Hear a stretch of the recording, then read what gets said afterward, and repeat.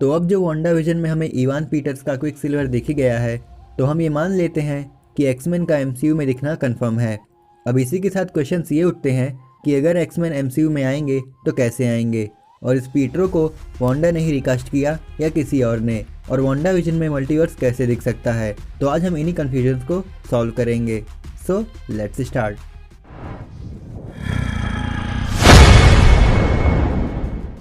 तो पहले बात करते हैं कि एक्समैन अगर एमसीयू में आएंगे तो उनकी ओरिजिन कैसे हो सकती है, और अगर ये एक्समैन की ओरिजिन वांडा और पीटरो के होने से होता है तो वो दोनों भी म्यूटेंट्स हुए, और अगर वो दोनों म्यूटेंट्स हैं तो ये सब कैसे हुआ। तो इन सब की स्टार्टिंग होती है सोकोविया अटैक से, जहाँ पे स्टार्क इंडस्ट्रीज का बॉम्ब एक बिल्डिंग पे गिरता है और वहाँ के ऑलमोस्ट सभी लोग मारे जाते हैं, बट उन सर्वाइवर्स में वांडा मैक्सिमोफ और पीटरो मैक्सिमोफ भी शामिल होते हैं। तो अब क्वेश्चन ये उठता है कि ये लोग बचे कैसे, जिसका आंसर मैग्नीटो बन रहा है, क्योंकि मैग्नीटो जो कि उनका डैड था उसने उन दोनों के आसपास इलेक्ट्रोमैग्नेटिक फील्ड बना दी होगी, जैसा कि हमने एक्समैन एपोकैलिप्स में देखा था। तो इस फील्ड के कारण मैग्नीटो ने उनके ऊपर कुछ भी गिरने नहीं दिया, बट इस वजह से वो उनकी मदर को नहीं बचा पाया। और कॉमिक्स में मैग्नीटो के सन का नाम क्विकसिल्वर था यानी पीटरो, और डॉटर का नाम स्कारलेट विच यानी वांडा, बट उनके बर्थ पे वो म्यूटेंट्स नहीं थे। तो इसका रीजन ये था कि जनरली म्यूटेंट्स की जीन्स रेसेसिव जीन होती है। अब इस बात को समझने के लिए हमको क्लास 10th के चैप्टर हेरिडिटी एंड एवोल्यूशन को याद करना होगा।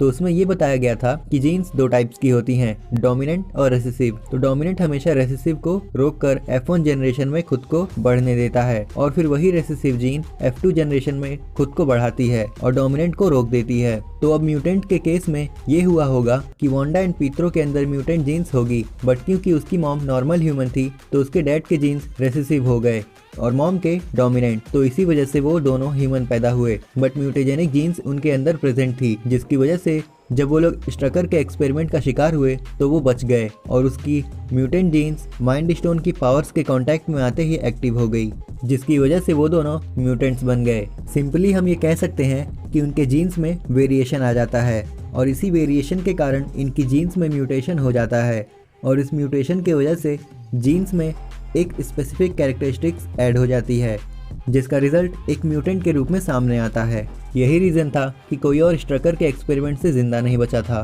तो अब बात आती है कि पीटरो को वांडा ने रिकास्ट किया था या नहीं, और हमें वांडा विजन में मल्टीवर्स दिखने वाला था, वो अभी तक दिखा क्यों नहीं। तो यहाँ कुछ लोग कंफ्यूज हुए हैं कि क्या वांडा ने पीटरो को रिकास्ट किया या ये कोई और है। तो इसका आंसर है नहीं, उसने पीटरो को रिकास्ट नहीं किया, क्योंकि अगर वो उसको रिकास्ट करती तो अपने पास्ट के बारे में एपिसोड 6 में नहीं पूछती। और दूसरी बात, अगर वांडा ने उसे रिकास्ट किया होता तो इस पीटरो का फेस एज ऑफ अल्ट्रॉन में दिखे पीटरो के जैसा होता, जिसका role Aaron Perry Taylor Johnson ने किया था, बट यहाँ तो वो इवान पीटर्स के पीटरो जैसा दिखता है। तभी वांडा कंफ्यूज हो जाती है।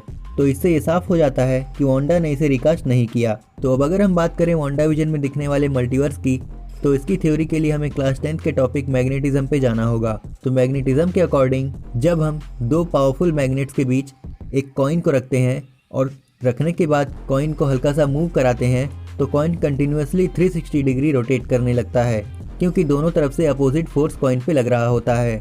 अब यही सेम चीज़ सीरीज़ में भी होगी। अब वो भी जान लेते हैं कैसे। तो यहाँ पे दो रियलिटीज़ हैं, फर्स्ट जो कि वेस्टव्यू के अंदर है और सेकंड जो कि वेस्टव्यू के बाहर है। फर्स्ट रियलिटी वांडा ने बनाई है, सेकंड मेन रियलिटी है। अब यहाँ पे ध्यान दें तो दोनों रियलिटी की बाउंड्री वॉल एक दूसरे को रब कर रही है, और इसी वजह से वो वॉल ऐसी दिख रही है, और इस रब के दौरान उन दोनों के बीच एक 3 डायमेंशनल पोर्टल ओपन हो रहा है, जहाँ से अब दूसरे डायमेंशंस के कैरेक्टर्स आ जाएंगे। और ये पोर्टल एग्जैक्टली कहाँ पे ओपन होगा ये किसी को नहीं पता, और ये कितना बड़ा है और इसका एंगल क्या है ये भी किसी को नहीं पता। और क्योंकि ये दो रियलिटीज़ की बाउंड्री वॉल के बीच में हो रहा है तो इसकी साइज़ भी बहुत कम होगी।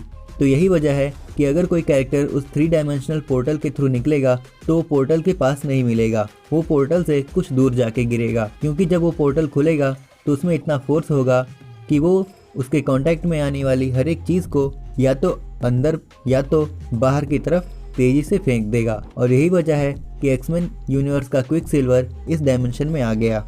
अब यहाँ क्वेश्चन ये उठता है कि क्विकसिल्वर वांडा की रियलिटी के बजाय मेन रियलिटी में क्यों नहीं गया, क्योंकि प्रेशर तो दोनों तरफ से लग रहा है। तो इसका आंसर ये है कि वांडा की रियलिटी हेक्सागोनल शेप में है और ऊपर की तरफ से एक सर्कल बन रहा है, जिसकी वजह से 3 डायमेंशनल पोर्टल का फोर्स बाहर की तरफ न जाके अंदर की तरफ आ रहा है। तो जब पोर्टल खुला तो इस प्रेशर की वजह से वो वेस्ट व्यू के अंदर आ गया और अपने आप का यानी पीत्रो का रोल करने लगा। तभी वांडा उसको देख के हैरान हो जाती है और रिसेंटली एक लीक क्लिप आई थी जिसमें मैग्नीटो विजन को अपनी तरफ खींच रहा है। तो इसका मतलब ये हुआ कि हमें जो मैग्नीटो दिखने वाला है वो कंफर्म है, जो कि वांडा को रोकेगा ये सब करने से, जो कि एपिसोड 8 या 9 में आए, बट वो जब भी आएगा मज़ा ही आ जाएगा। तो ये थी एक वीडियो जिसमें हमने सॉल्व किया वांडा विजन, एक्समैन और मल्टीवर्स से रिलेटेड कुछ कन्फ्यूजन्स को। अब आप हमें कमेंट करके बता सकते हैं कि आपके अकॉर्डिंग कौन सी थ्योरी सही है। अब अगर ये वीडियो आप सबको पसंद आई हो तो इसे लाइक और शेयर करें और ऐसे ही कंटेंट्स के लिए हमारे चैनल को सब्सक्राइब करें। तो आज के लिए बस इतना ही,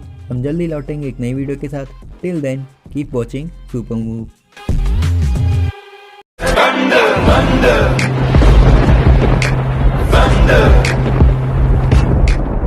She said, do you love me? I tell her only partly. I only love my bed and